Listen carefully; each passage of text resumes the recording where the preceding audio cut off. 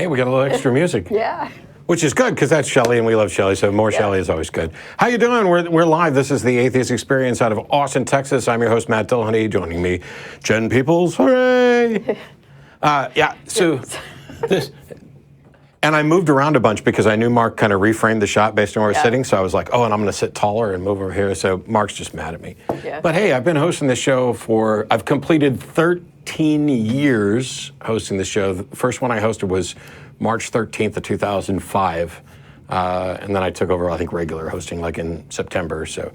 Right. And so we're moving into year 14, and I'm going to be gone probably as much this year as I was last year, but it's all good. I will do the show when I'm in town, and there's plenty of other great voices involved. Also, we wanted to thank folks. We had a fundraiser up to help get some version of the show to the American Atheist Convention, and we exceeded the goal for that, so there will be several folks from Atheist Experience, and I think that maybe Talk Heathen and Godless Bitches and everything all up there having fun, and I won't be there because I'm starting my tour, so. I won't be there either. Oh, no. I'll be back here doing a regular show with Don Baker next weekend, so. That's how badass everybody around here is. I mean, I don't even know what's going on because I've been gone so much. So it turns out, not only are we packing some stuff up to do an Atheist Experience of some sort at AA, but Jen will be here with Don to do a show here in this studio, and I'll be in Canada. And it's cool because I never get to do a show with Don. That's the funny thing is that, looking back to, 2005, 2006, when Ashley left and I took over in like September or whatever, there was a period of time where I was the host and then there were 4 or 5 co-hosts. And I think there's literally one year where I did, 50 episodes or really close to it. And that's a lot. And I think maybe in the last year, I maybe did 10 at most. Yeah. But it's so great because now we got 3 folks who are ostensibly hosts, and the truth is the host-co-host thing doesn't matter. It's just that I get to be lazier on this side because Don will come in with a failure or the co-host will come in with a topic, which reminds me, we had something that you wanted to discuss before we got on the call. The Austin bomber. We had this guy running around in Austin. For those of you who haven't heard, we had a guy running around in Austin setting off bombs. And he pretty much terrorized the city for about 3 weeks. And they caught him. The FBI, local police, ATF did a phenomenal job pursuing this guy and catching him. And it's one of those, let's see, if you compare it to how quickly they caught this guy compared to some of the other people that have done things like this, it was pretty phenomenal. I mean, it took them, 5 years or so to catch Eric Rudolph. I can't remember now. But took forever to get the Unabomber. But, yeah, it took a long time. But this guy was dropping more bombs faster than Kaczynski ever did. Yeah. There was. I know there's points that you want to get to. There's a couple things of note. His name was Mark, and he attended the Austin Stone Church. A bunch of people who are familiar with the show to go, oh my gosh, is this Mark from Stone Church who used to call all the time? No, because that guy, Mark from Stone Church, was a prank caller, which we've mentioned several times in the show in the past. I actually got to meet and interact and had lunch with one of the associate pastors at the time for Austin Stone Church, and we talked about that. The church had no issues. Everything that Mark had said about it, it's like he picked a church out of a phone book. Yeah. And he wasn't even, I don't even think he was in the States. No, I don't even think time. I don't know. Anyway. Somewhere in Europe, Scandinavia, whatever. So people immediately were like, oh my gosh, was this the same person? No. And then the next thing that happened is that there's a video, which hasn't been released as far as I know, that essentially amounts to a confession and lists a number of other targets. And people were asking, were you guys on the target? I have no idea. It would surprise me, at least a little bit. But what would surprise me most is the fact that, as far as I know, none of us have been contacted by law enforcement to say that, hey, watch out for packages on your doorstep. But there were a lot of other problems with this too, and that's one of the things that Jen and I wanted to get to. So yeah, so people initially, his first few bombs were set off in East Austin. And the neighborhood in East Austin is predominantly Black and Hispanic. So odds are very high if you are doing something in East Austin, it's going to impact Black and Hispanic people more than white people. And so he killed 2 Black people, injured a Hispanic woman, and I think were there 2 other people who were injured in East Austin? I think so. I was traveling for a bunch of this. So anyway, or maybe there was only one other person in East Austin. But anyway, it was predominantly Black or Hispanic people who were affected initially in East Austin. And everyone said, oh, it's racially motivated. And immediately, by the time the 3rd bomb went off. And in fact, we didn't know that, because unless you know what the bomber's motives are, you can't make that assessment. And as I pointed out to someone who's suggesting this, is that, hey, at the time he started, South by Southwest was going on. So if you wanted to avoid cameras and a heavy police presence, you wouldn't go west of I-35. You'd stay east of I-35, because there's not as many cameras or police over there during South by Southwest. And of course, as soon as South by Southwest ended, the 4th bomb was set off, and that was in Southwest Austin, which is a completely different demographic, and it injured 2 white people. And this is about the time that people started to hear, at least people outside of Austin and Texas started to pay attention to this, and a lot of people jumped on the bandwagon. Oh, well, he's killing, minorities, and the news isn't covering it because it's not white people. And in fact, the news was covering it. I haven't heard about it yet. It does not mean the news is not, that the media is not covering it. Actually, I heard about it on Twitter from somebody who doesn't live in Austin after the 2nd or 3rd bomb, because there were like 2 in one day that became 2 and 3.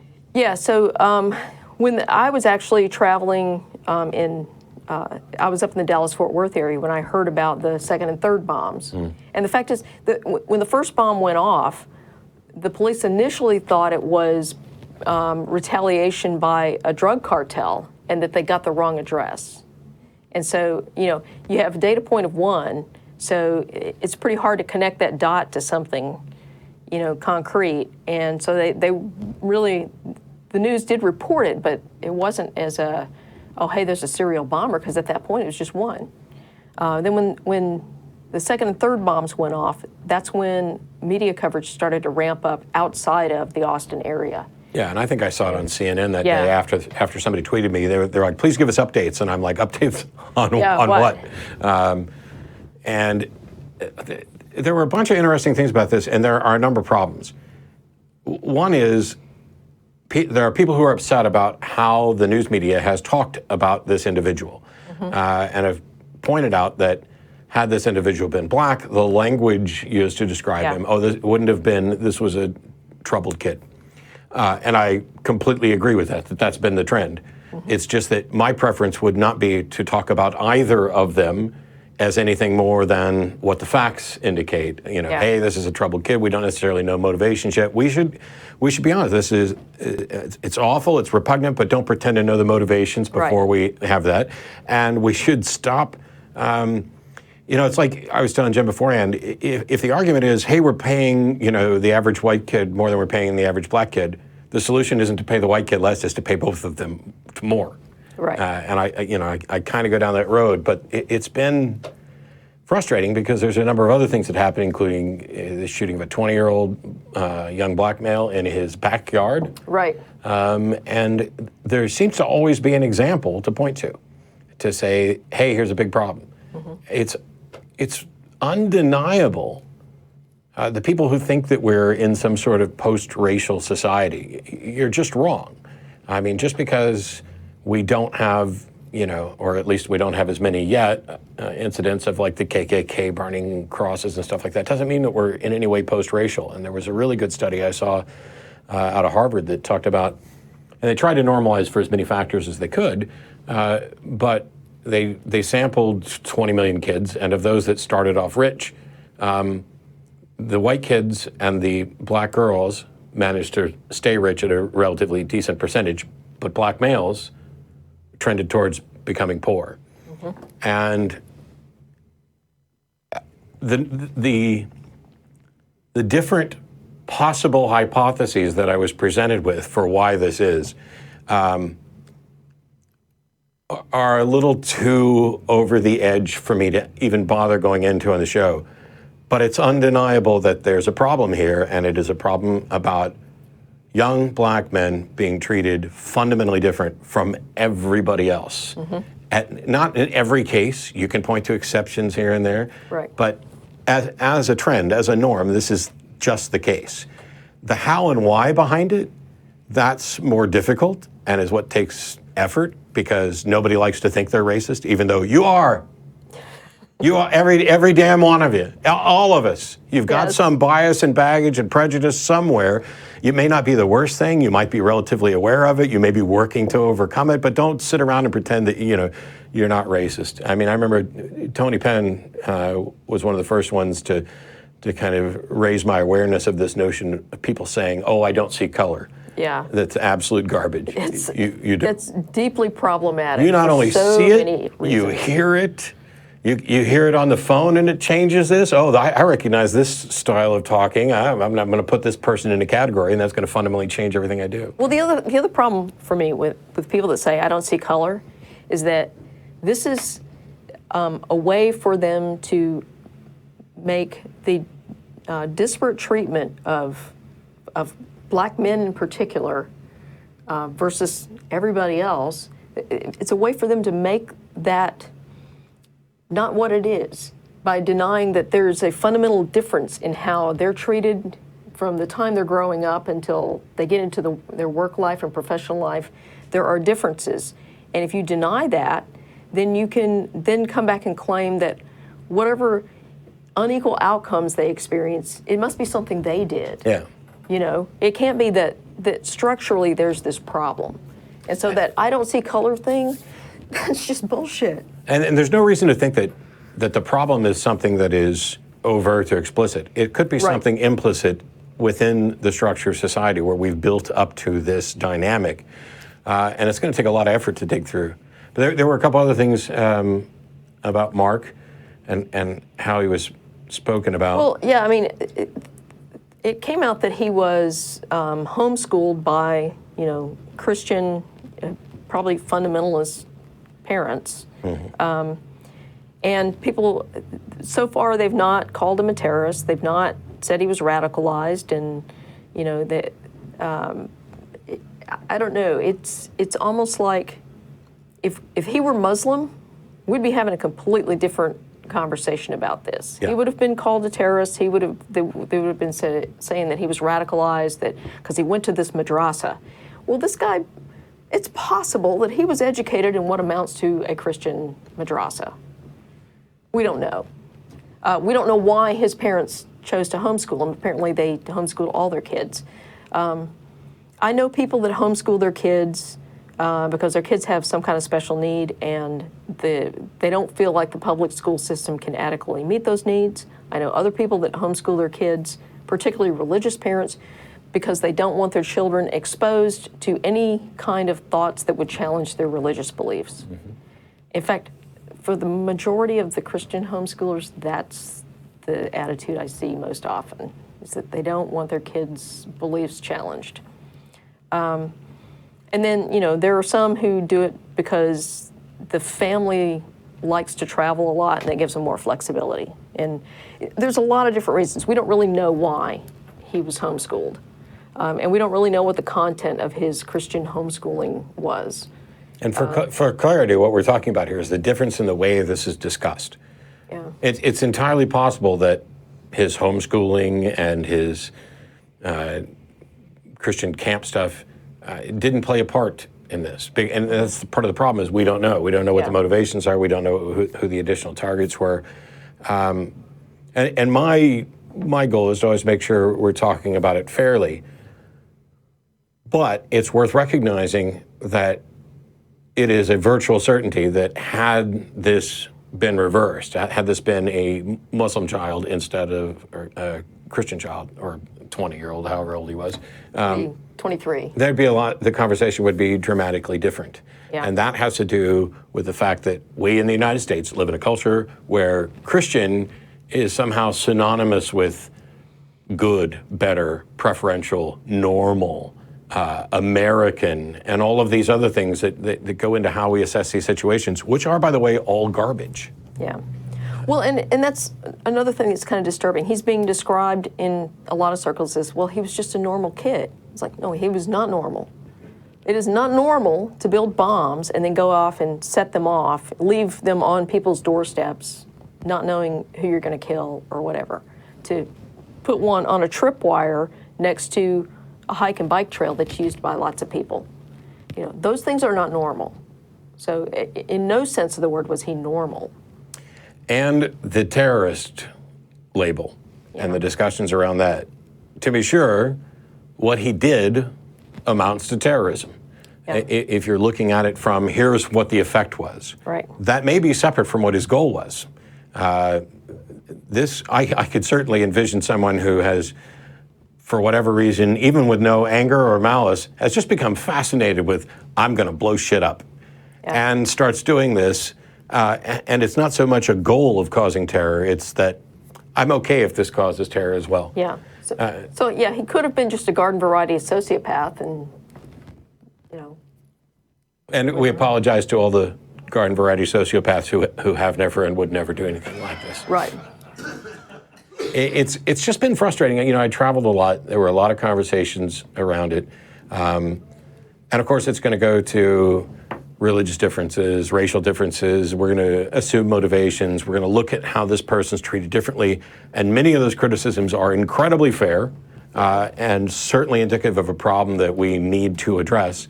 But there are individuals in all these situations who take the ball and go about 50 yards past the goal line in order to make, because they have a particular pet issue, and let me form this into that.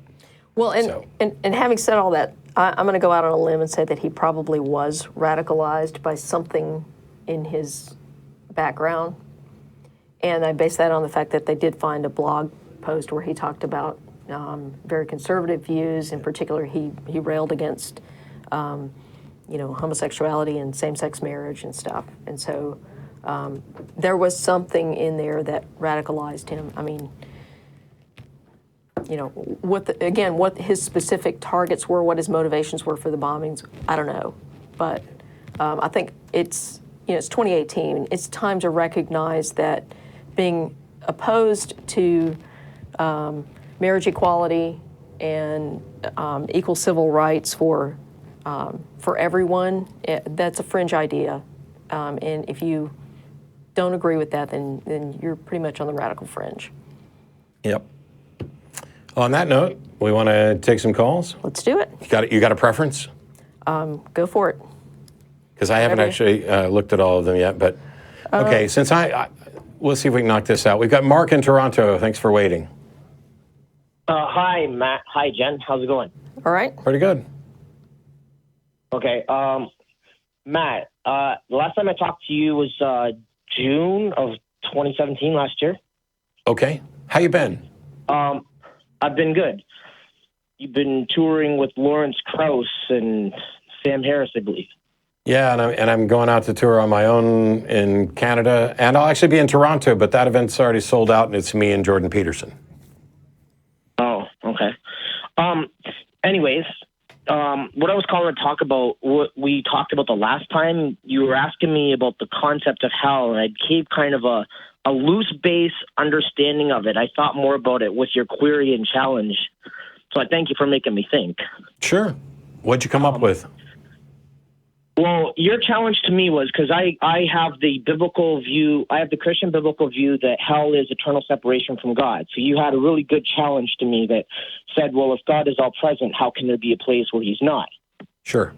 And so consider, I don't know why I didn't come up with this when I was talking to you on the phone, considering how I became a Christian, because I got saved while I was in jail. So, like I said to your call screener, how I could answer that question is, hell would be like jail within the nation. Like the jail is still within the boundaries of the nation, but anybody who's in the jail is no longer under the grace and love of the nation. They're receiving the wrath of the nation because they've broken the laws of the nation. If you're in jail, you are not separated from the nation. No, I know, but you are not. Okay, so how is that a response? If the nation includes the jail, then going to jail is not separation from a nation, and you had hell as separation from God. And so I asked, if God is everywhere, how could you ever be separate from God? So how does your jail analogy solve it? Because I'm amending it. It's not separation from God, it's separation from God's grace and love. So you're no longer in God's grace. Sure. So hell is being separate from God's grace, but being under God's wrath. Exactly. Okay. The same as if you break the law of the nation. You're no longer under the grace of the nation. You're under the wrath of the nation. Am I separate from God's grace right now? Well, you're still alive, and the Bible says that God reigns on the believer and non-believer, so you have until either Christ returns, as I believe. I know you don't believe that, but I believe it, or the day you die, whatever comes first.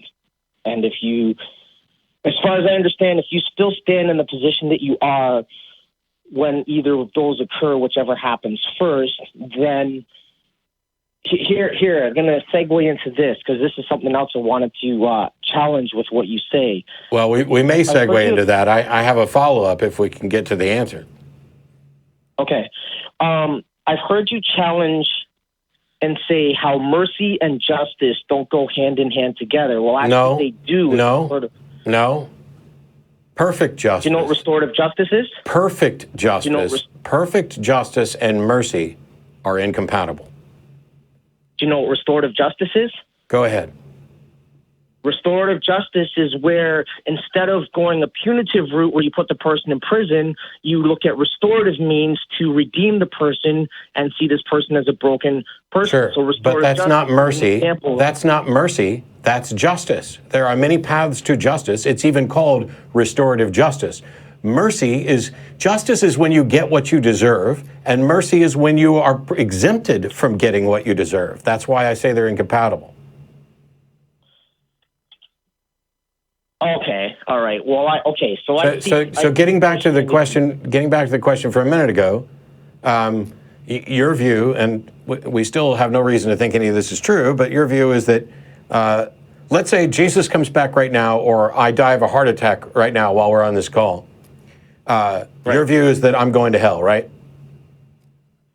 Well, that's what I was getting to with the restorative justice thing. I don't know what you know about the restorative justice process, but for restorative justice to work, the accused has to admit their guilt and demonstrate and show remorse. If they don't admit their guilt and demonstrate and show remorse, then by default they've chosen punitive justice. No. So No. Just because somebody doesn't admit their guilt doesn't mean that they have chosen the alternative, because what you're talking about there is basically having a gun put to your head of you're going to admit your guilt or I'm going to take it out of your ass. Okay, if you go to trial, if I was charged with something, right? Yeah. And I took it to trial and I didn't admit my guilt, even though I know that I'm guilty of what I've been charged with. Yeah. Whoa. I think we're poisoning the well mighty heavily here by assuming that you know you're guilty. My question, if I die right now, your view is that I'm going to go to hell, right? Well, you could have a last-minute deathbed conversion. Like, I don't know. Okay, Captain Dance around the question.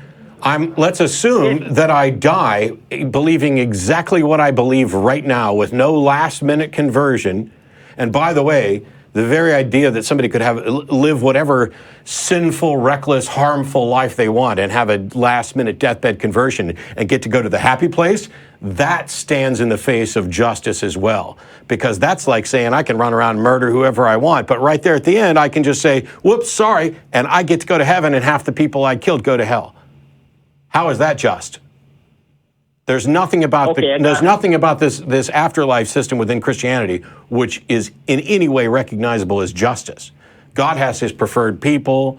God grants you grace through faith. It's not even a matter of choice as to whether or not you're going to accept this. But My question was, am I going to hell if I die right now? If from what I understand, yes. Sure. Do I deserve that? Your belief. Do I deserve that? I don't know all the particulars of your life, Matt. I can't say if you deserve that. You've made a decision that based on what you know and understand, I'm going. And so what criteria do you think is why I'm going? Well, that's what the Bible teaches. Yeah, okay. All I can say, really. Thanks for nothing. That's what the Bible teaches is not a specific criteria.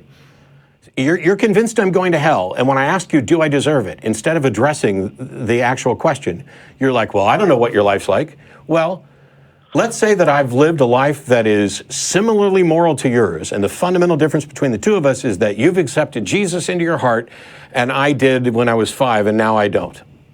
Do I deserve to go to hell?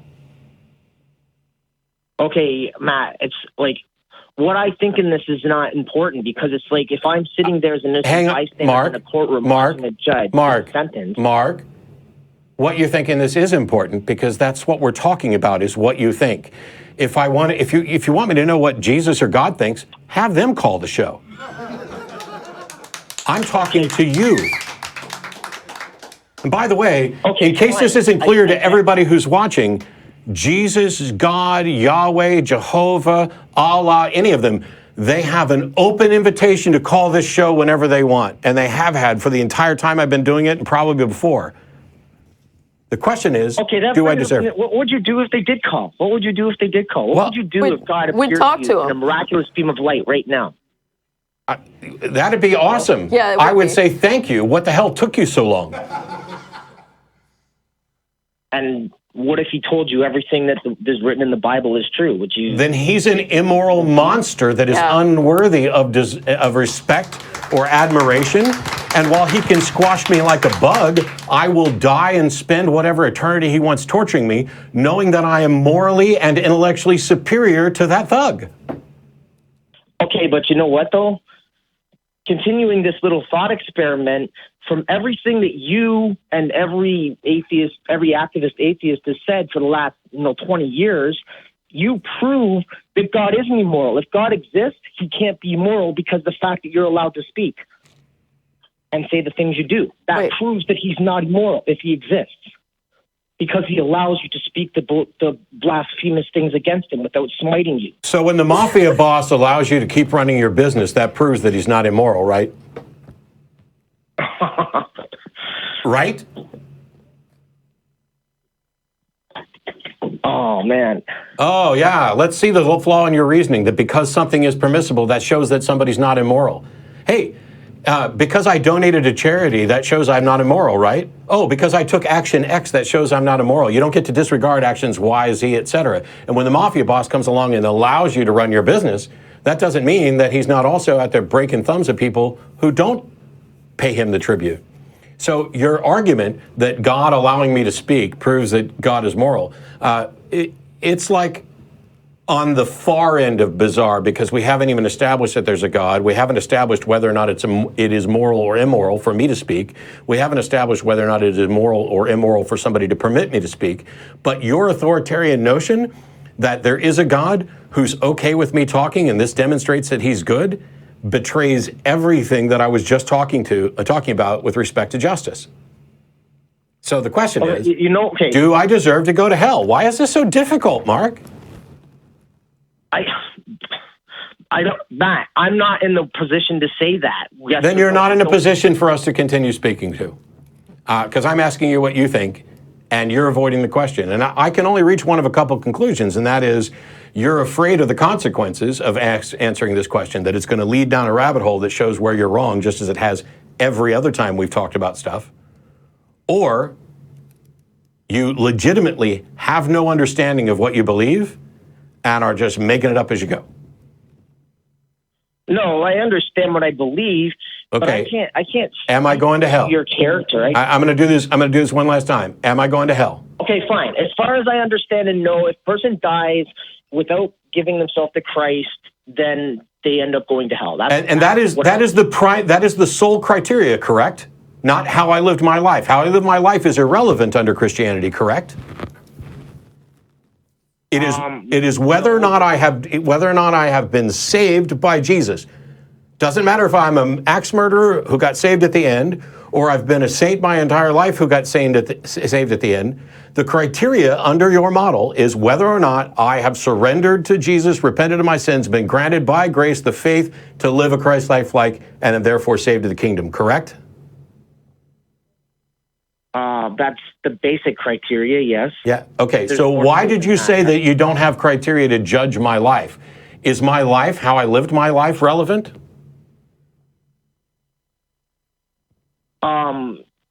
Yeah, there is something called the white throne judgment. That's why I'm saying I don't know. Like, you could stand before the throne of grace, and if you in all your sincerity and truth, this is. I think you don't actually understand your theology very well. Okay, if you think so. Well, here's the thing. You think I'm going to hell, which means you have some criteria under which you've made an assessment that I'm going to hell. And all I'm asking is, do I deserve it? If you look at a criteria, like let's say, instead of talking about hell, let's say, do you think I deserve a raise? And you said, yes, I think you deserve a raise. In your head, there is some criteria by which I have earned this raise. And then I'm asking you, what is that criteria? And do you think that I, deserve the consequences? Okay, the basic criteria, put it this way. You're not guaranteed entry into heaven without Christ, but it doesn't mean if you don't have Christ, you are guaranteed to go to heaven. Mark, stop. I'm not asking you what will happen. I'm asking you what you think about, do I deserve to go to hell? Matt, I want to give you a definitive answer. It should be easy. Let me make this easy for you. I spent more than 25 years as a Southern Baptist, and if anybody had asked me the question that I just asked them, my answer is yes. You absolutely deserve to go to hell, because God's criteria is that you are going to spend eternity separated from God, toiling in hell, unless you are saved, period, end of story. That is the sole criteria. It doesn't matter how you lived your life. It doesn't matter how good you were. How is it that I can do a better job defending the crap you believe than you do? Because there's many different Christian theologies. You should know that. Sure, and that's why instead of starting the call with "here's what I would have said as a Southern Baptist," I tried to get you to answer it, and you just want to dodge. Okay, sorry, I'm not trying to be dodgy. In your mind, based on what you understand about the criteria, do I deserve to go to hell? Is it proper justice to send me to hell? If you've seen God appear before you and you recognize that that's God, then I would say no. We're done. Did you want to say anything else? No. Cool. I think we're... Cool. He's very intent on not answering the question. Yeah. And I love that we get back to if you see God appear before you, great, have him do that. I've been waiting for a long time. Yeah. And I still maintain, I don't think he understands his own theology, because on the one hand, he's claiming, you have to accept Jesus, and then on the other hand, he's like, oh, well, but, if you're a good person, that can be considered. And my only other question would have been, where are you getting that? Because I don't know of anyone in the Christian faith who, at the end of the day, will claim, if you don't accept Jesus, that you can get into heaven just based on how you live your life. The only exception to that I know is that in doctrine, when we're talking about children under the age of reason. Right, yeah, there's which, hey, we chuck out limbo, we'll chuck out all this other stuff. We just make shit up. Yeah. All right, we lost one, but we've got Jacob in New York. Thanks for waiting. Hey, how you doing? Pretty good. Can you hear me good? Yes. Yes. All right. Forgive me if I'm a little nervous. First time I did this. But, Matt, I just want to say before, in case this conversation gets heated, I'm a big fan of yours, even though I'm a theist. And, I like your logic, the way you think. And do I deserve to go to hell? I'm sorry. I shouldn't saddle you with Mark stuff, but go ahead. What'd you have for us No, today? I actually don't believe that. But I just want to say I learned a lot of debating skills from you, and especially the null hypothesis. That helped me a lot, and stuff like that. Yeah, like when I used to debate other theists, it took hours sometimes because I was busy trying to convince them why their position is wrong. Now it just takes minutes. All I got to do is make sure they don't shift the burden of proof. That's it. So, Awesome. So this call should go amazingly. yeah, I just want to ask you something. I heard in a couple of your shows way back, and some not so way back. You said a few times. You talked about how the Bible. You said the language died out, and we can't really know the true meaning. Like God didn't protect it like He should have, and Jesus, you can't really prove He exists, or if He did. Well, those are two different things. Yeah.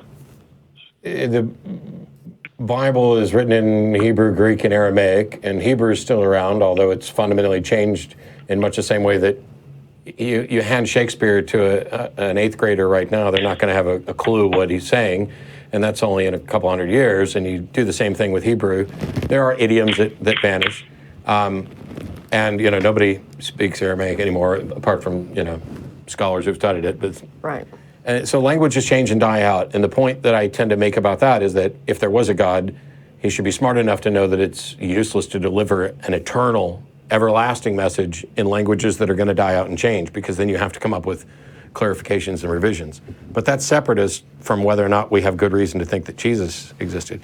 Fitz was on last week. Did he talk about historicity a lot? Yeah. I'm waiting to do a video with Fitz, but my thing is not that Jesus didn't exist. It's that I don't have any good reason to think that He did, but I'm okay with the notion that He did. It doesn't matter much. Okay, let's take those two things that you said about the Bible and about Jesus. There's two separate things. You have no good reason to believe Jesus existed, and the Bible, it's in languages that died out, and with the Constantine thing, things were added in and things were taken out, and stuff like that. But why would you use those arguments if they didn't really matter? Because they matter to the people I'm talking to. Yeah. If I'm talking, you can't be a Christian. You can't be a Christian and doubt that Jesus existed, died, and was resurrected. I mean, that's kind of at the foundation. Yeah. Do those arguments matter? Like, and not matter. Do those arguments strongly disprove Christianity? That do you use those arguments mainly to disprove Christian? Are those the top two why you shouldn't be a Christian? No. I almost never use either of them. I'm not a mythicist. If I thought it could be demonstrated that Jesus didn't exist, I would use that, because that's the death nail. I mean, because then you just go to where Paul says that if Jesus isn't risen, then all of our faith is in vain. And if he didn't exist, then He wasn't risen. So I mean, that the idea that Jesus didn't exist is a death knell for Christianity. Now, don't get me wrong, they'll come up with some way around it in order to hang on to it. But matter of fact, I don't have any particular argument that I start with, because my goal is not to disprove Christianity. It's to get someone to demonstrate that what they believe is reasonable and true. No, not to disprove Christianity, but to give the reasons why you shouldn't believe Christianity.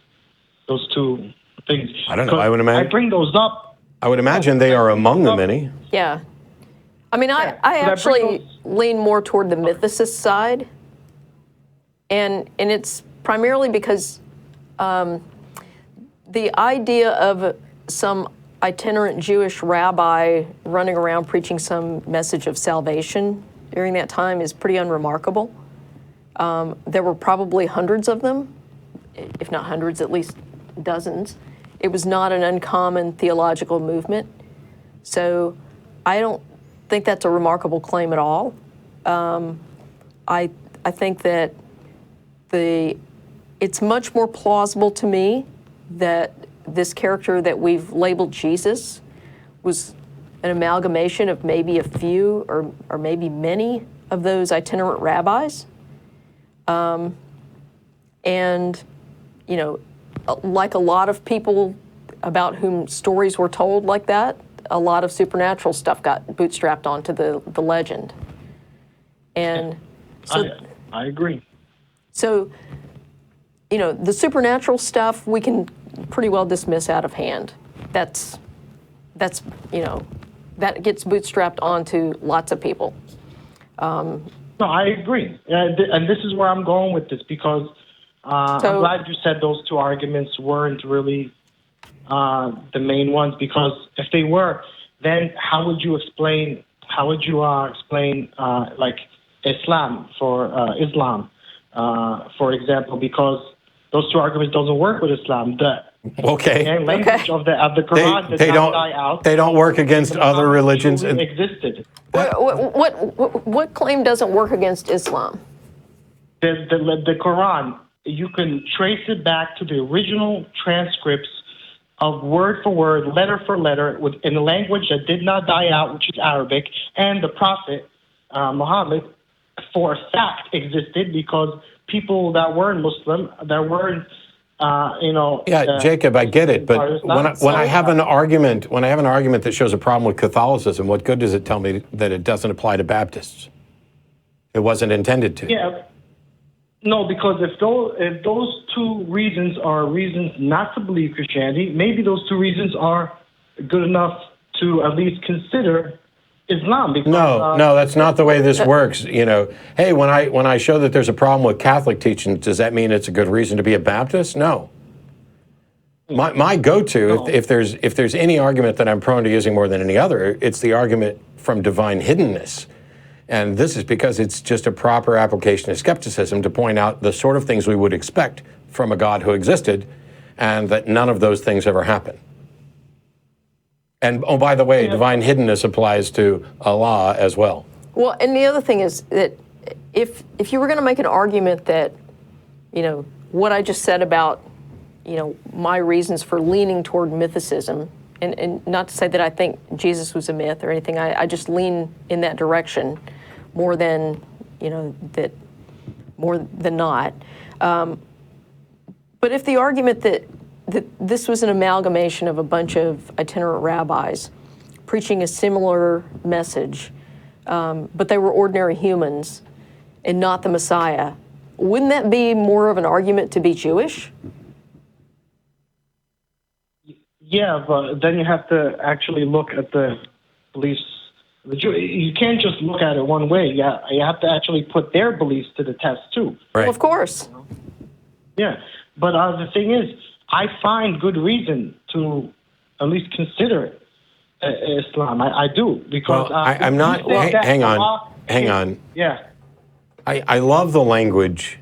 I find good reason to at least consider Islam. I've considered Islam. Yeah. I don't care whether or not somebody found a good reason to consider something. I care about what their reasons are for thinking that it is likely the case. Okay, let's go back to you said Allah hides his divinity. I agree with that. You're never going to actually physically prove God exists, but that doesn't mean... Are you going to be able to detect God in any way? Okay, this is how you would detect him, and not directly like you say, like if you existed, I never have to see you, I never have to see anything written from you, I never have to hear your voice, but there's still ways to prove that you exist. Maybe someone who communicated with you. That's Maybe not proof. Who seen you. That's not proof. It can? No? It can be? No. No. I mean, depending on the witness that you're talking to, the person, it might be evidence. And the circumstances, it certainly can be evidence, and it can be sufficient evidence if we're talking about something mundane like another person. Just like if you tell me you just got a new pet dog, that's a completely trivial claim. I know that there are dogs. I know people keep them as pets. I know people frequently get dogs as pets. And so I'm willing to accept your claim. I'm not convinced that it's completely true, but I'm willing to accept it at face value. If you tell me that you have a cousin, I'm going to accept that at face value too, because it doesn't fundamentally change anything about my world. Okay? But if you tell me that there's a God, I need something more than, oh, I met and talked to this God, because I can hear that from hundreds of thousands of people about hundreds of thousands of gods. Yeah, and they could be wrong. So what avenue or what way can we detect if a person that talks to God actually did talk to God? Do you talk to God? No, in Islam, there's nothing like that. Sure. Talking to God or seeing God. I get it. Jacob, stop. You asked me the question that I asked you. Can we detect God, and how? We can't detect him. Was that can or cannot? No, we can't detect them in that way. Is that can or cannot? No, we can't. C-A-N-T, we can't. C-A-N-T, okay. But Okay, stop. If you can't detect God, then you can't have any justification for believing that a God exists, because then you would be claiming to detect the undetectable. Yeah, but what if somebody did know God and said he speaks to God and he provided evidence and God... What evidence? Once they provide evidence, if the evidence is sufficient, then haven't you detected God? Yeah, and that... Okay, but you said that God can't be detected. Yeah, but what I meant is like physically see him, physically speak to him, like... Why not? Can't God physically appear? Can't God physically appear? He can, but he doesn't do it in... Okay, he doesn't. So he's hiding. He's hiding from detection, right? So he actually explained that because we're not physically capable of seeing him. Why not? Didn't he make us? Yes, he did. Then why didn't he make us physically capable of detecting him? Just like he made some animals not be able to fly. We're not physically able to see him. Okay. Wait. There's stories in the Bible of people who witnessed God. Well, that's not the Quran, maybe. Yeah, maybe not. Yeah, it's not. There is nothing like that in the Quran. Moses asked to see God in the Quran, and he showed them just a piece of his light, and he couldn't take it. Okay. But doesn't that count? I mean, here's the thing. You're God, and you create people, and you create them so that they cannot detect you. How can you possibly fault them for not detecting you? You have to listen to the messengers and the prophets he sent. No. If there's a God who's intelligent and good, he should know that he can send as many messengers as he wants to me, and that will not be sufficient to justify my believing their claims. Yeah, but if the message is like perfect without contradiction. How do you know the message is perfect without contradiction? Because for once, it's been protected.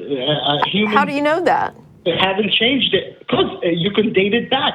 These are in the museums and real. But no. Having access to the originals doesn't mean something's perfect.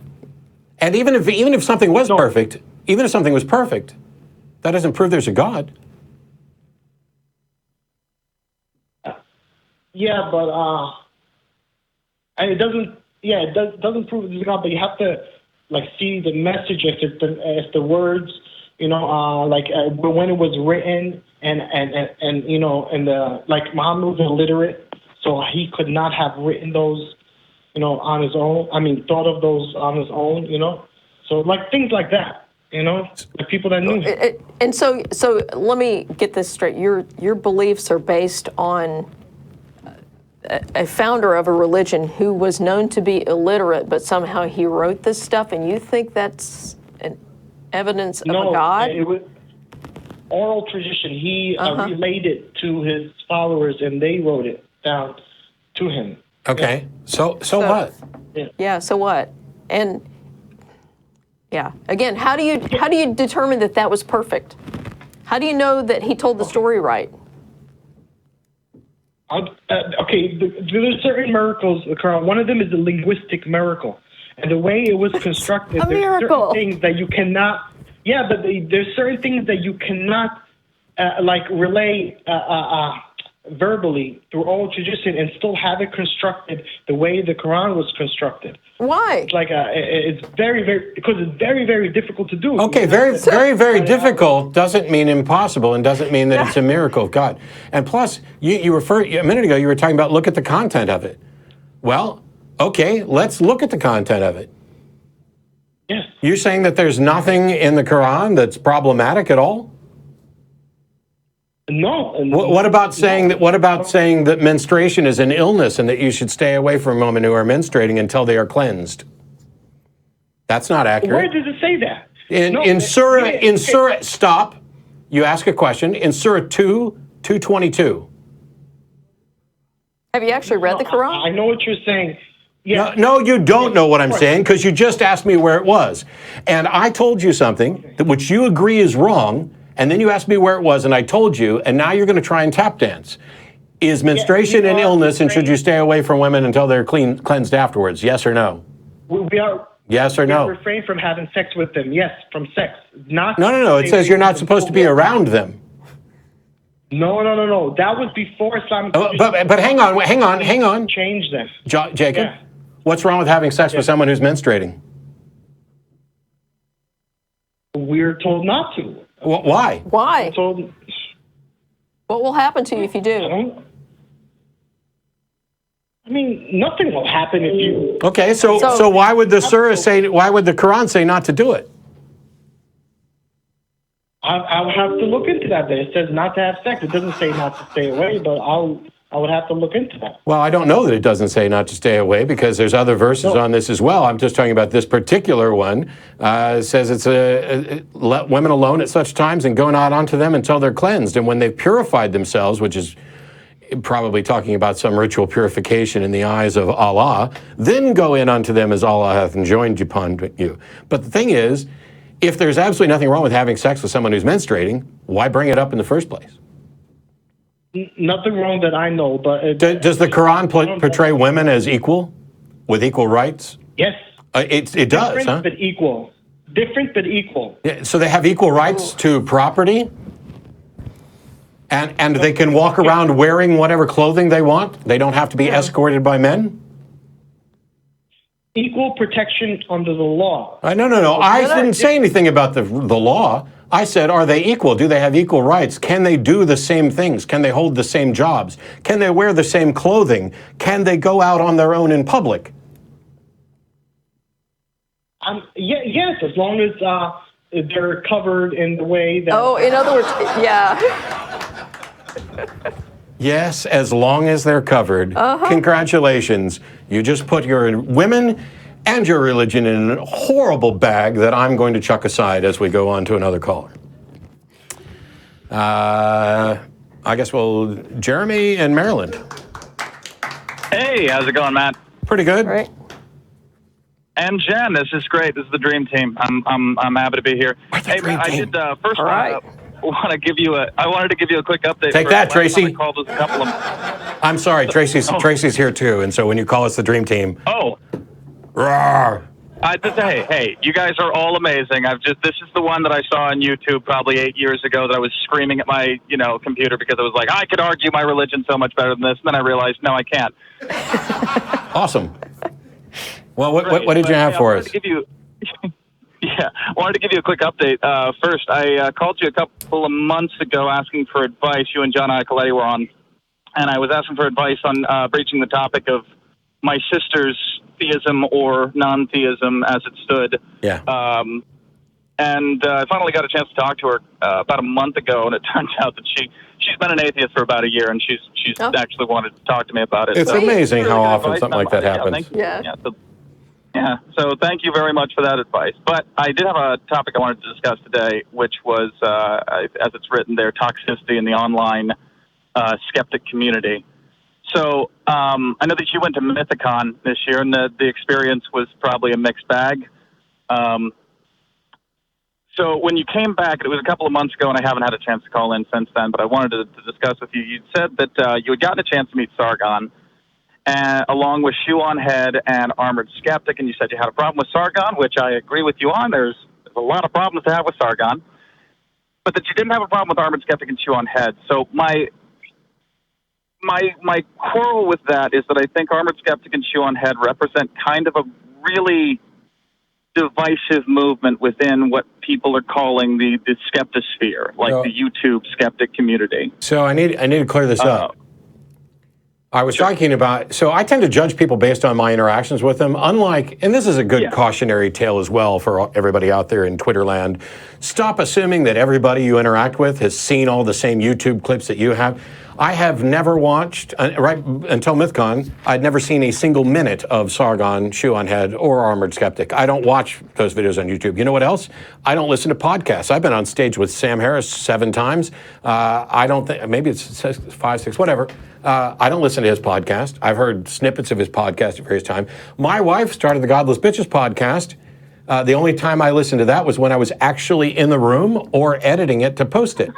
I don't listen to podcasts. So when I say that I had a problem with Sargon, it was because we had a conversation for about an hour and a half. The first part of it was discussing philosophy. It was fine. It's like you'd have with anybody else. And the second part of it was awful, where he decided to go down this road of trying to claim that he was right because he had more Twitter followers. And that's when I realized that he was an asshole and he was drunk and it was pointless to continue having a conversation with him. And then the next day at the convention, he said all kinds of awful garbage that got massive cheers from the deplorables who were in attendance. Now, my interaction with Shoe and Armored, we had pleasant, short conversations. I didn't have any problems with them. And what they said on stage, I understood. I didn't necessarily agree with all of it, but I understood where they were coming from in what they were complaining about. And I'm sorry that I'm open to seeing nuance enough to where I'm not going to just denounce anybody and everybody.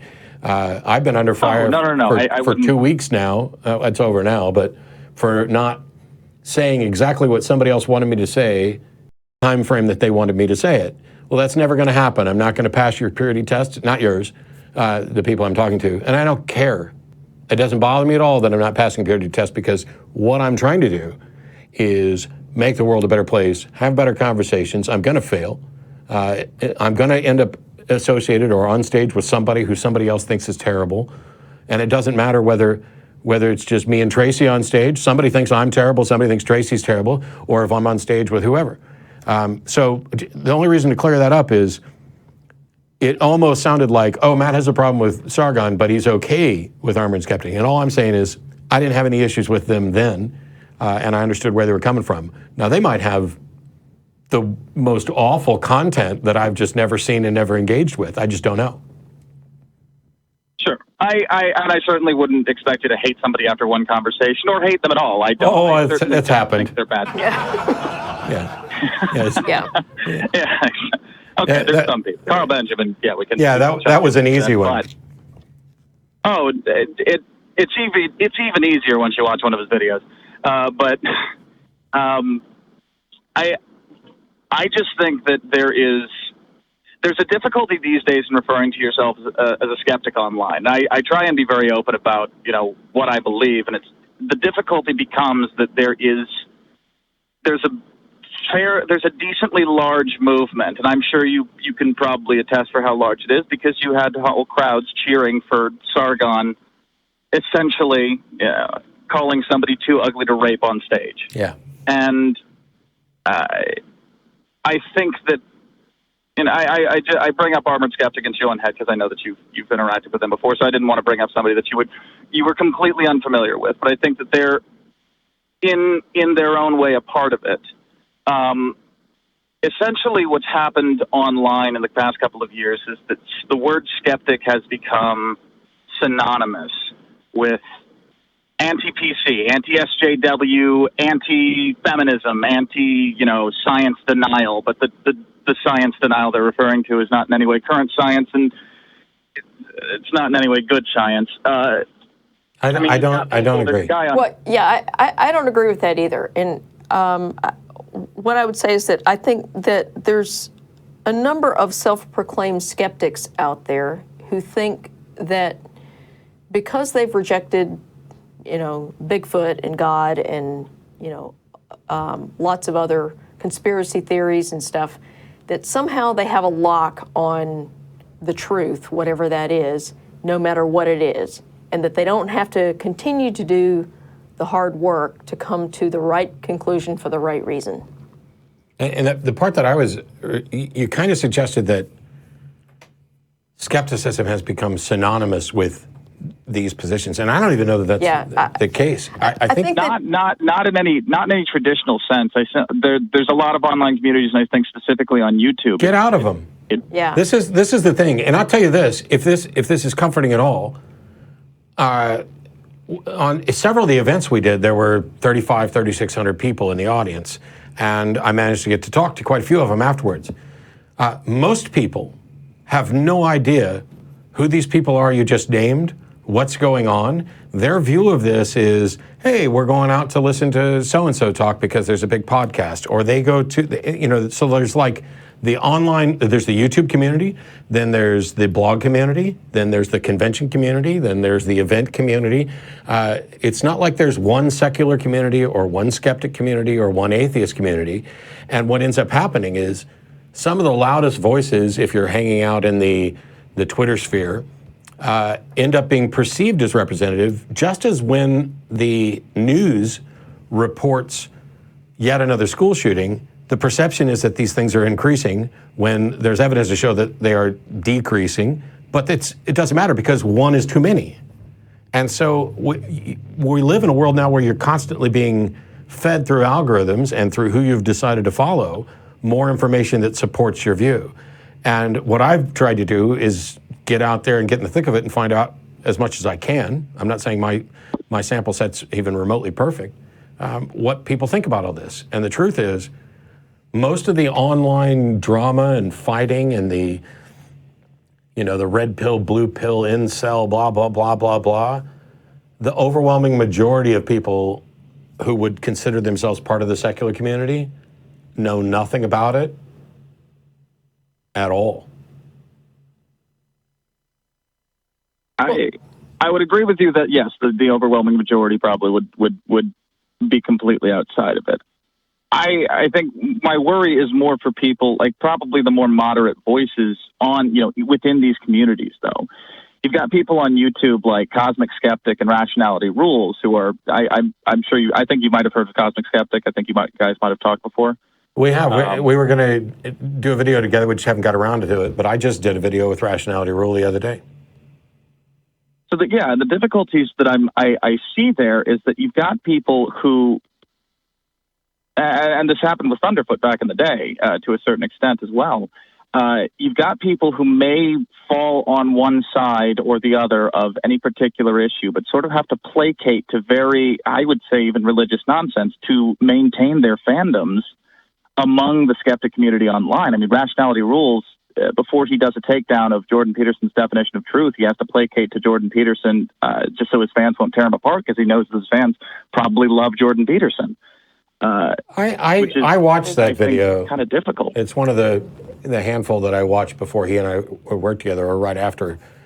I don't think that that's placating. I think that he is engaging in the sort of honest conversation, because I'm going to sit on stage with Jordan Peterson in a couple weeks in Toronto, and I think he's incredibly intelligent. There are many things that we agree on, and then there are some things that we disagree on, and then there are some times where it sounds like word soup is pouring out of his mouth instead of anything rational. I mean, there are people referring to him as the Deepak Chopra of Christianity. I'm not going to sit down on... I generally agree with that. What is better in that situation if you have a message you want to get across?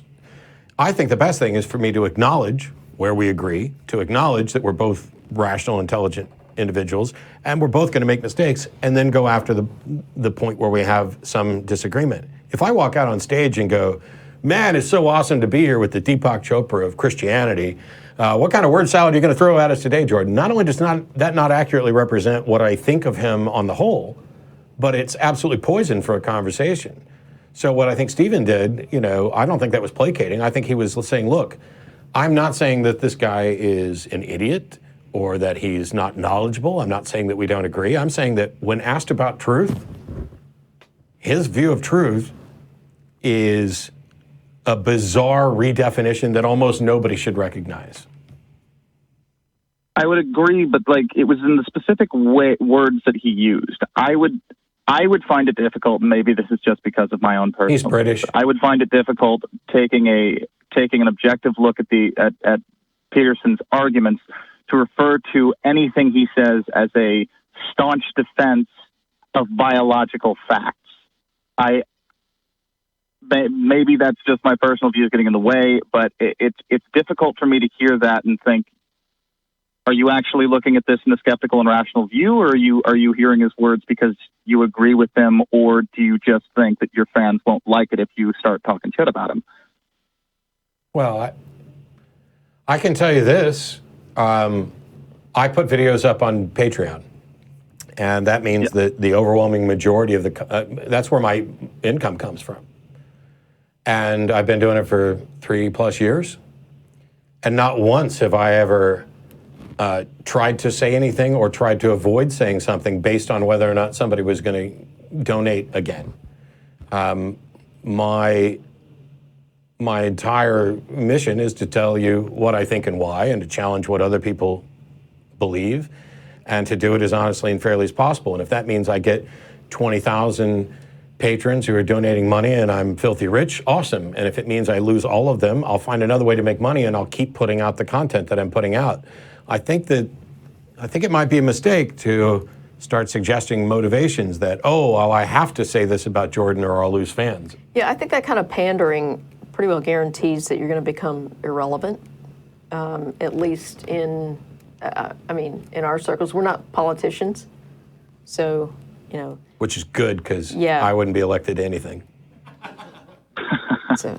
I mean, I guess in response to that, well, people are coming to your Patreon for you. They kind of know what you're about. I mean, you've been a very open and vocal face among the atheist and skeptic and secular communities for a very long time now. But I mean, so, I mean, they know what they kind of know what they're getting with you. I mean, on YouTube, it's a little different because you've got to build an audience from similarities. But Stephen's on Patreon and YouTube. Anyway, go ahead. Yeah, no. I mean, the thing about that though is that the fact that people kind of know what they're getting with Matt doesn't stop them from coming at him sometimes and accusing him of being, oh, I see the feminazis got to you. The SJWs have taken over Matt.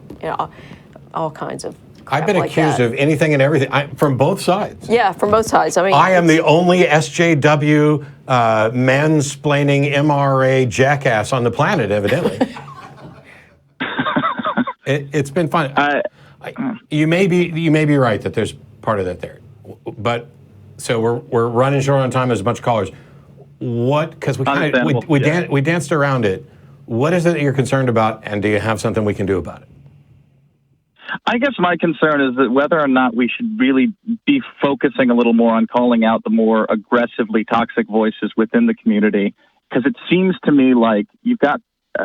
Just a couple of weeks ago, there was this, or I guess it may have been about 2 months ago now, there was this guy, Andy Worski, who's big in he doesn't even call himself a skeptic, but he's big within the skeptosphere, who broke the YouTube live stream record by having a conversation with Sargon and several white nationalists, including Richard Spencer, where essentially all they did was circle jerk each other about, why we should start an ethno state and argue over the exact implementation of it, referring to it as a nuanced both sides conversation. They broke the records for viewership. They broke records for donations. I mean, I think they made something like $100,000 that night on donations alone. And it was it was essentially very specifically white nationalists referring to themselves as Nazis. And I think that's a very extreme version of it. But I think we're seeing similar things within that community. And I wonder, do you think that there is a responsibility for the people trying to push for positive atheism, positive skepticism and secularism? To do what? To be more vocal about calling these guys out. How do you be more vocal about calling them out? Because first of all, I'm not 100% sure. I don't have a platform, so I'm not 100% Well, sure. I didn't even hear about this. Yeah. And I don't even, the only person you named who I even know is Carl. And vaguely know him. I think one of the things is somebody broke a YouTube record. Do we know what the impact of that was? And aren't there other voices out there offering countering opinions? I bet you somebody has gone through that video and fisked it and basically gone line by line, and here's what's wrong, and here's what's wrong. Do we even know that it was actually a record that was broken, or did they just issue a press release saying they No, broke the record. it was a record that was broken. I looked Okay. into it after. I mean, the difficulty I'm seeing is that they're also not above deplatforming people who are speaking against them. There's a couple of people. Well, nobody is deplatforming more people than the far left. That's just a fact. Nobody has been advocating for deplatforming more than people on the far left. That's accurate. You're right. That's true.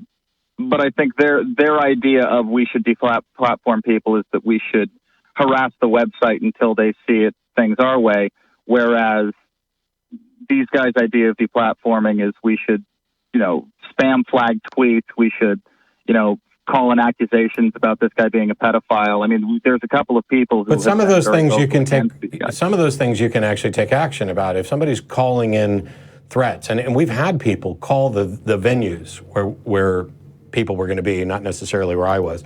They did this against MythCon. MythCon had to get extra insurance and security. I don't know that is remotely a good way to make your case. In much the same way that some of my friends are advocates for punching Nazis, and I am vehemently opposed to it because I think it's strategically stupid and also humanistically immoral. And you have to recognize that some of this is the consequence of allowing people to express their ideas. Because for every person who thinks that, well, hopefully, I was going to say for every person who thinks Richard Spencer's terrible, there's somebody who thinks that I'm terrible. Hopefully that's not quite the case.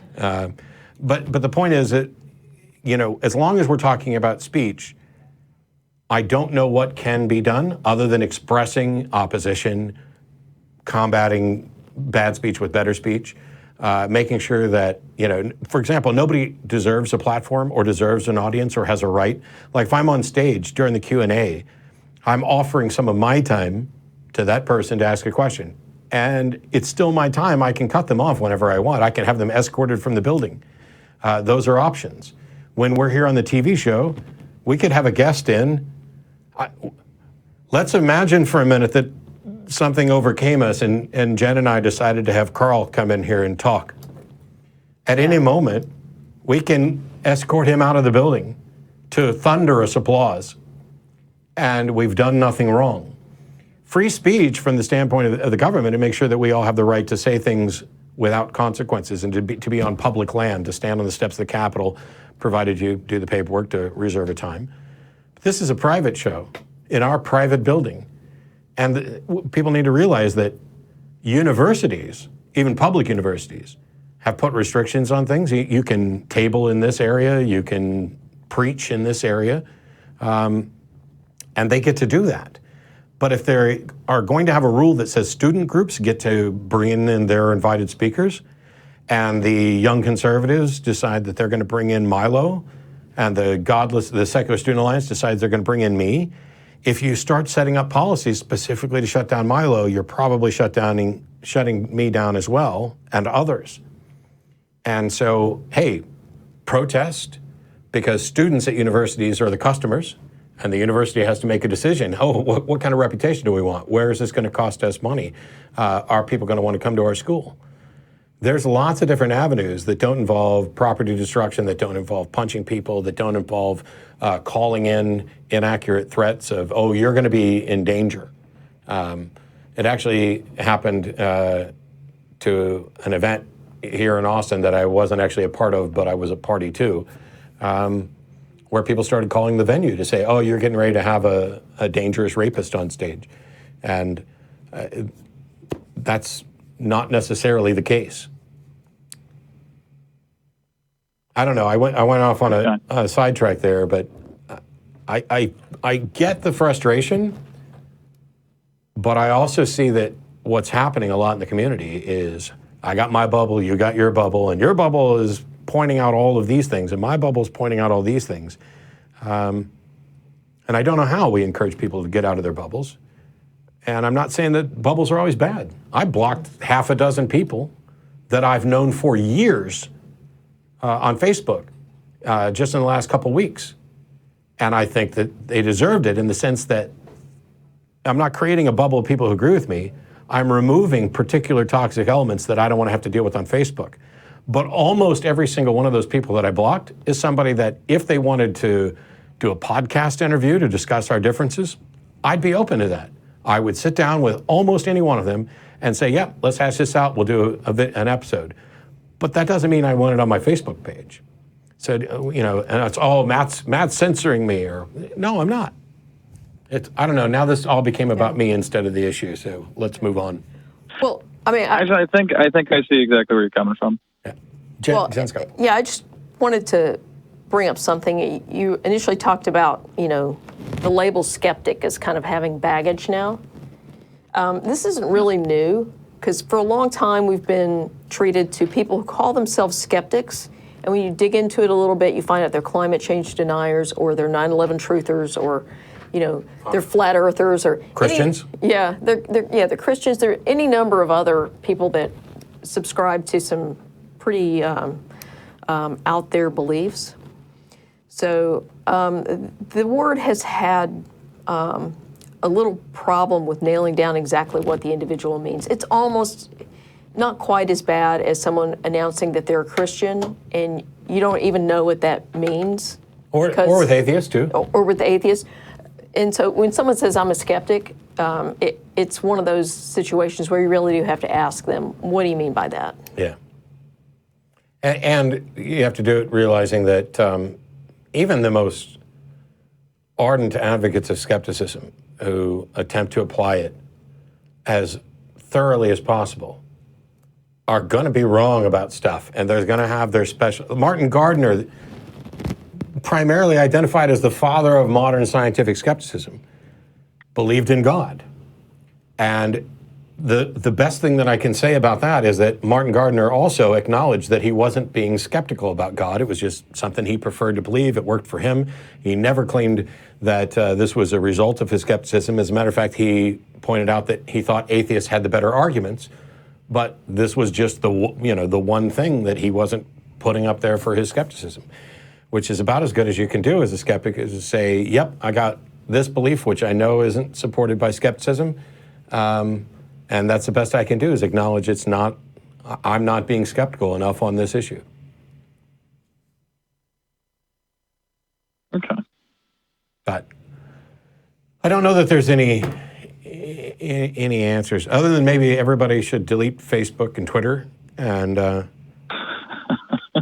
don't know, go out and talk to people in real life. YouTube comments, Matt. I don't know if that gets us anywhere.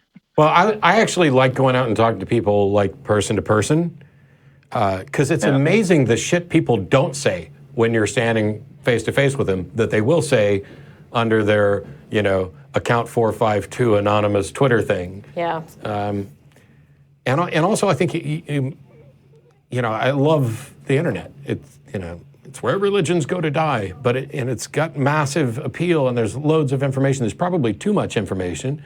There's probably not enough access to be able to go through and vet specific information. And so you're constantly at risk of going, oh, well, Jen posted this, so that's good enough. I know Jen. Yeah. She's not going to post some garbage.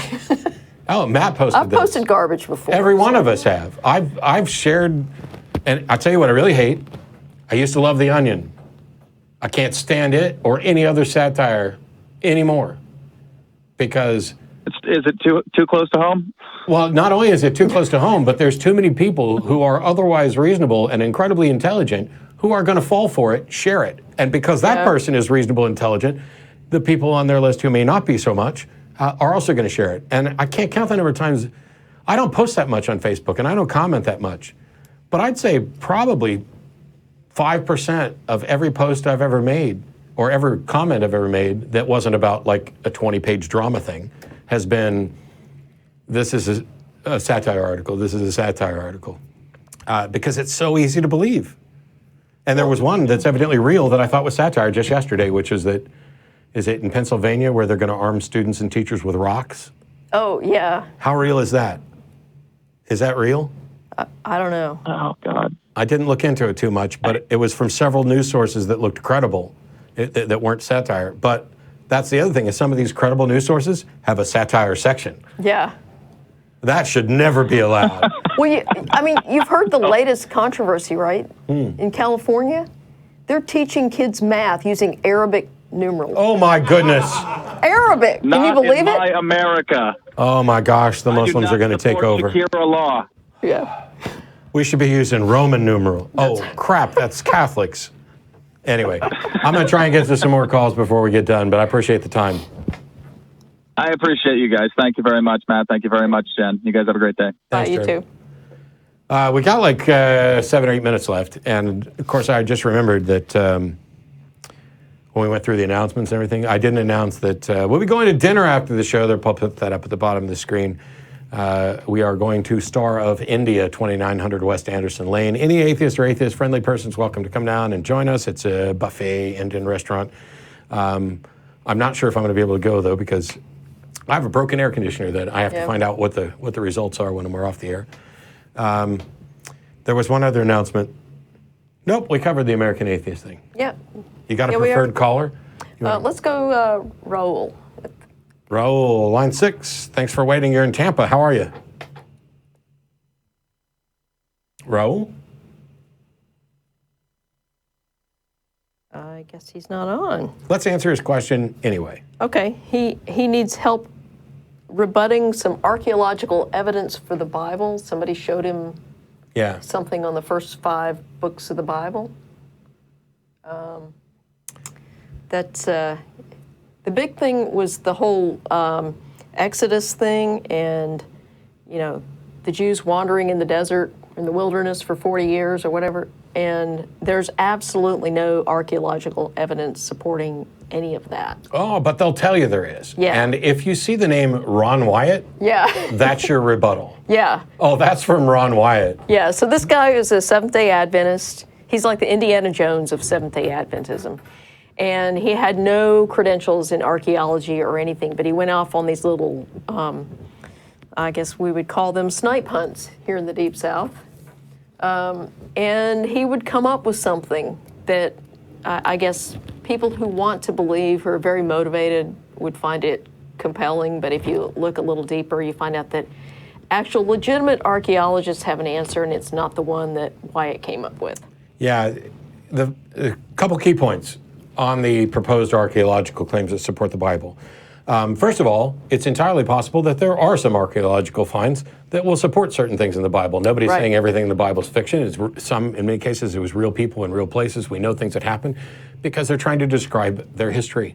And so it's not surprising they might get some facts right. So some archaeology is going to support the mundane facts of the Bible. No amount of archaeological evidence is going to demonstrate the truth of the supernatural components of the religion. Many of them, you might want to ask, why is this not in actual archaeological magazines? Where's the peer review on this? Because Ron Wyatt, I think he thought he found Noah's Ark 3 or 4 times. He found a wagon wheel under the Red Sea, and that was supposed to be enough to show that the Red Sea was parted and that the Israelites crossed on dry land. Despite the fact that if you go with the numbers, if all of the Jews who were supposedly slaves in Egypt stood and held hand to hand, they would stretch from where they were supposedly enslaved to where they wanted to go in one continuous line.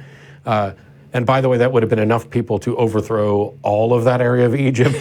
I don't know how these people ended up, It's like, hey, I've got 5,000 slaves and me. Mm-hmm. Now, well, and never mind the fact that there are lots of places where they didn't keep good records, but Egypt, along that frontier, that was a place where they actually did keep pretty good records. Curiously, they don't record a flood. Yeah, they don't record of the world. A flood. They don't record this. What was it? 600,000 slaves leaving Egypt. I think that because we only count men. Yeah, that was. It ends up a population of almost 3 million, I think. So anyway, we've got the millions of people, and there's no recording of that. And these are people who, if like some wandering goat herds came to water their flocks, they would record. Okay, shepherds with 50 goats watered their flocks. There's no overlapping artifacts in the language that is what you would expect, that people have been enslaved by another people for a long period of time. But without knowing the specifics of what they're claiming, the big thing is, I would say, how does this prove God? Right. Oh, well, it just proves that this in the Bible happened. Okay, I may not even object to that. Hey, Joshua blew his trumpet and the walls of Jericho fell, and we found walls and we found something about a city of Jericho. Okay, great. Maybe Jericho was destroyed, and then some rather creative people decided to embellish the story of Jericho's destruction in order to bolster themselves. When you find evidence of the horn blowing and the angels coming down and these supernatural elements, that's great. And that would cause me to rethink. So I don't know how or where you demonstrate that evidence, but it'd be worth it. Sheet music, that's what we need. The sheet music from when he was blowing his horn. So that we can try it out ourselves. Yeah. Although it wouldn't work, and then they just say that's because God's not with you. God was with Joshua. Let's try this because we got almost no time, and I apologize, but I didn't notice till now that Muhammad had been waiting from Saudi Arabia since before the show started. Yes. Hello. Yes, I'm Muhammad. Yes, hello. I'm listening to you. You should have given me more time, actually, because I have 4 minutes. Please listen closely. Okay. I wish I would have seen it. Maybe we'll go a few minutes over, but go ahead with what you've got. Okay, thank you very much. It's very important. Okay, I've listened to what you were saying about how we know God's existence. Yeah. So, like, we don't have proof for God. The truth is that as Muslims, like, we have different opinions about this. But the orthodox opinion is that God is known through his acts of creation, which are self-evident. And this is the position of all people before us. And this is the position that is acceptable to reason and through...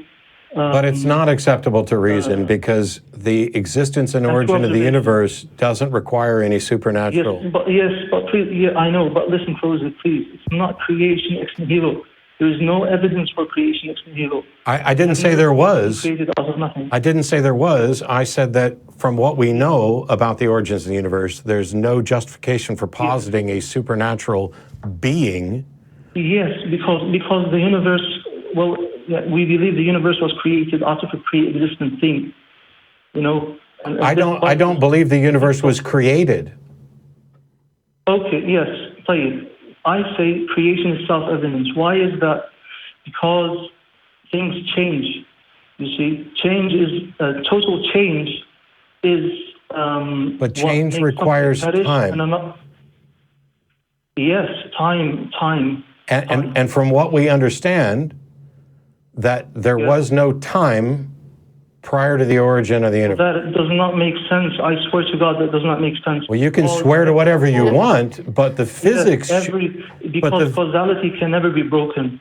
Why is that? Because every event... No. Your only reason for thinking causality can't be broken is because you can only observe causality within the temporal scope that we are currently inhabiting. Muhammad, you have no justification for talking about causality outside of the bounds of the temporal realm we inhabit. Listen, as Ibn Taymiyyah says, he says that space and time, and this I believe is a very rational position, and anyone else who says that space and time are entities, you know, which are eternal or have beginning, that is nonsense. What exists is the tangible things within what we perceive to be space and time. Space and time are components of our local universe presentation. You have no way to believe that specific objects exist, particular objects, particular tangible things exist. Space and time are the framework of our local universe. You cannot. Space. Yes, space. When you say space, I accept space in the sense that, you know, place, which refers to an existent thing. For example, you say the Earth is my. No. That's not what is meant by space. Mathematics. That's not what is meant by space. I know what the philosophers and the physicists mean by space, and I did study what they said, but it doesn't make sense because space. Okay, I want to make sure I understand you. Did you just say that you were going to disregard what philosophers and physicists say about space and go with your preference? They don't accept this position. Actually, I'm trying to understand this, Muhammad. Did you just say that you're going to toss out what philosophers and physicists have to say about space, No. because it doesn't make No, sense. I believe that things move. I believe that there are tangible things moving and that we can locate them in so-called space. But that space does not exist outside the mind. It is only a mental construct. What exists are tangible things within what we call space. No, because by that reasoning, you and I are now physical things within a construct of a mind. Well, Matt, please, I'm trying to explain to you this. You're speaking about what evidence we have for God. Well, what evidence do you have for the space? There is no evidence for it. No. There is evidence for the space. We can explore the boundaries of it. We know that it's how many billions of light years across is our local presentation of the universe. I understand, but these are distances. These are only distances. There are relationships, spatial relationships between objects. Yes. There is no entity. And all of that applies within the bounds of our local universe. You're talking about something outside the bounds of our universe. No, I don't speak. I believe that God is like you can see God. You will see God. He is rationally observable. Is God the position of Muhammad? Is God bound within the boundaries of our local universe's space-time? Is God within that only?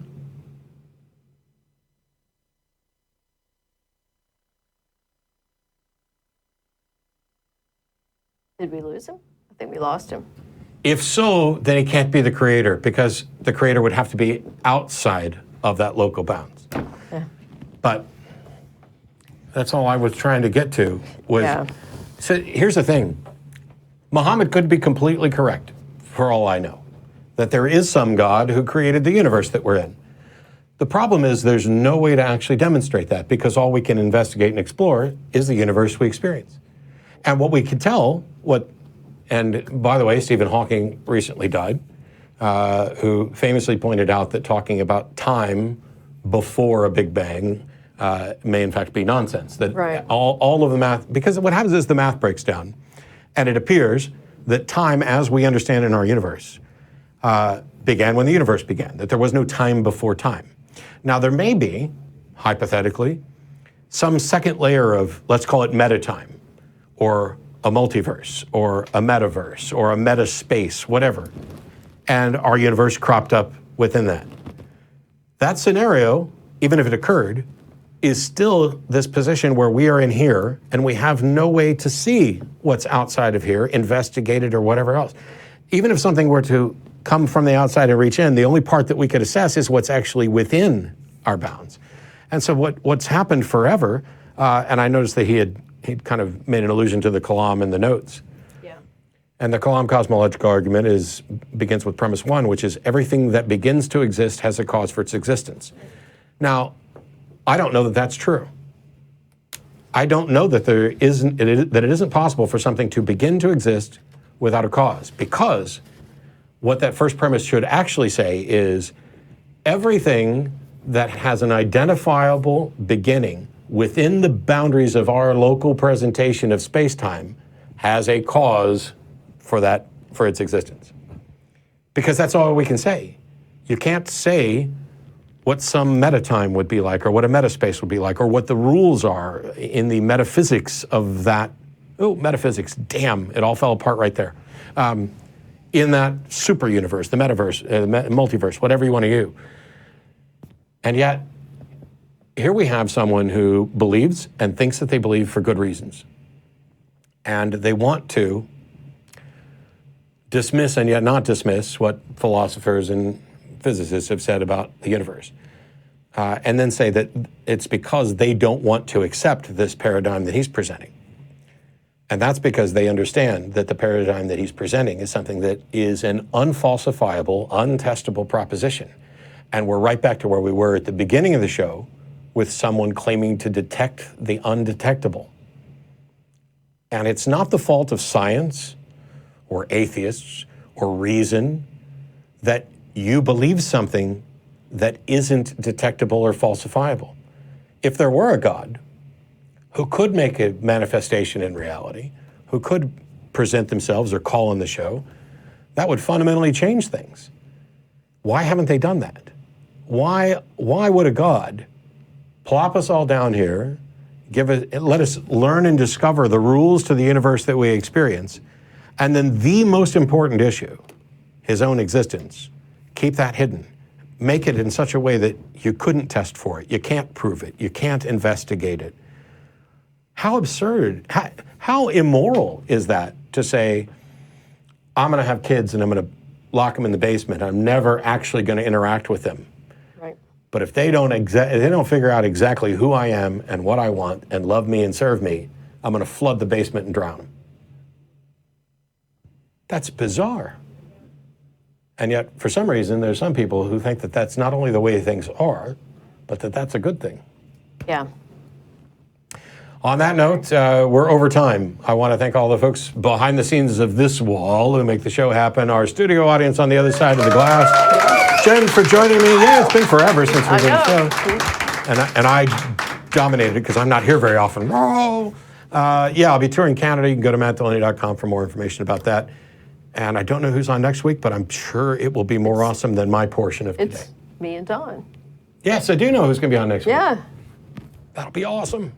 Don and I, excuse me. Don and me. Don and, yeah, Anyway, whatever. bye.